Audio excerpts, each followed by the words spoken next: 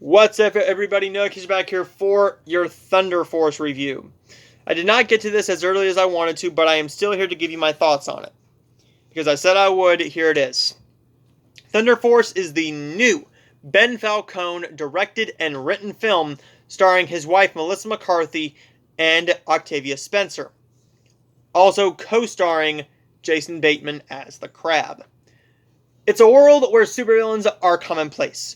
Two estranged childhood best friends reunite after one devises a treatment that gives them powers to protect their city. Ben Falcone is married to Melissa McCarthy. If you didn't know that, well, now you know. This guy has written and directed multiple films for her. Let's check this out, shall we? He has written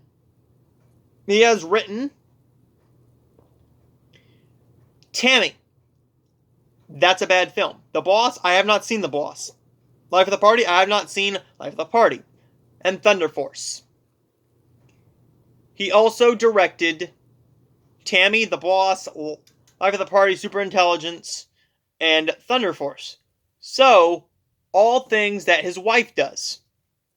Which, I mean, hey, if you like working together, that's freaking awesome. Keep working together. Be a happily married couple and work together. The problem here is that this film is garbage. It's a garbage movie. Thunder Force is pure garbage. Why is it garbage? If you haven't seen a review for it, here's my review. I would rather sit down and watch The Irishman multiple times a day. I would sit down and watch that 3.5-hour movie 3 times in the same day. And I would get tired of it, yes. I would sit down and I would watch Tom and Jerry. Again, I would rather watch Tom and Jerry again. This is one of the worst films of the year. But, let's be honest. Were we expecting anything less? Were we expecting anything less? Ben Falcone is the director of this. Now, he's probably a nice guy in real life. He may be the nicest human being to ever walk the streets of Los Angeles. To walk the streets of Hollywood. He may be the nicest SOB you'll ever meet in your entire life. That doesn't mean that his movies are good.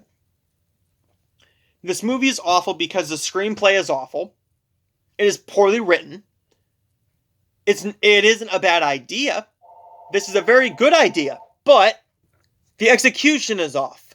The film doesn't know how to be a superhero movie while still trying to be a comedy. It mainly focuses on the Melissa McCarthy tropes that we all know. Her falling over. Her eating. Funny, I eat because I'm heavy set. I fall over. I'm like Kevin James.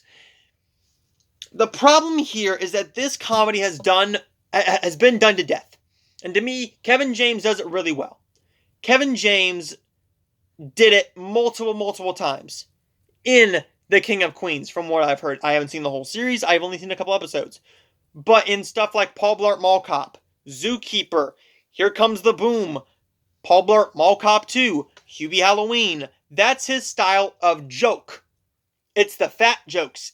It's the I am gonna fall over. I'm going to scoot across the floor now. The problem with this film is that the talent deserves better. Your wife deserves better than this. This film has a 23% on both the critic rating and the audience rating on Rotten Tomatoes. That hardly ever happens. With Melissa McCarthy movies, with the audience, you have her fans. Her fans are going to completely defend her, but the problem is, we know that Melissa McCarthy can do better. We've seen her do better. Bridesmaids, anybody. Can you ever forgive me? Really, come on. This woman deserves better. She can do better. Octavia Spencer, come on. Hidden Figures, The Shape of Water, really. This woman deserves better and is going to get better. And you can tell at some points that Octavia Spencer does not want to do this film. She's standing there going, why am I here? Why am I here? That's how bad this film is, guys. Octavia Spencer's magnificent acting. One of the greatest actresses walking the face of the planet right now cannot even act like she doesn't know that this is a garbage film. She's trying. She's definitely trying. But the acting, particularly by the children, is so bad and so poorly executed that it makes these characters unlikable from the start when you're supposed to care about them, but when the acting's awful, you just don't give two squirts of piss about it. Thunder Force is an awful film. I like the idea for the film. The execution, not so much. Is this the worst film of the year? By God, no. By God, no. I think that this is a better film than Tom and Jerry. But I would rather watch Tom and Jerry over this film. Because Tom and Jerry is at least so bad that it's good. It's a poorly made film. It's not funny. It misses the mark, just like this film. But at least with Tom and Jerry, you know the characters. You like those characters. When it's not executed well, you still enjoy the characters because they're on screen and you are nostalgic for them. But that film is so bad that it's good, and you can find certain things to really just pick apart about that thing. This one, it's just so bad that you are sitting there watching it, and you're just... It's just something that's on. Thunder Force is just something that's on.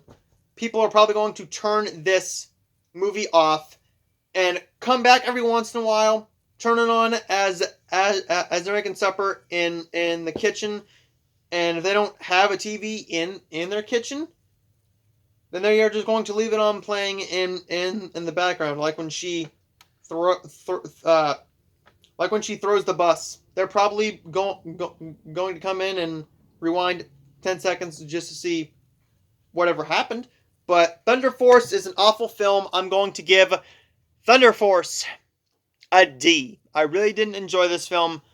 I will see all of you guys next time for more reviews for Concrete Cowboy, Arlo the Alligator Boy, and multiple other things, including my new Epic Pictures review coming later this week called For the Sake of Vicious. We also have The Falcon and the Winter Soldier season finale, and we have a lot more coming your way. So I will see all of you guys next time.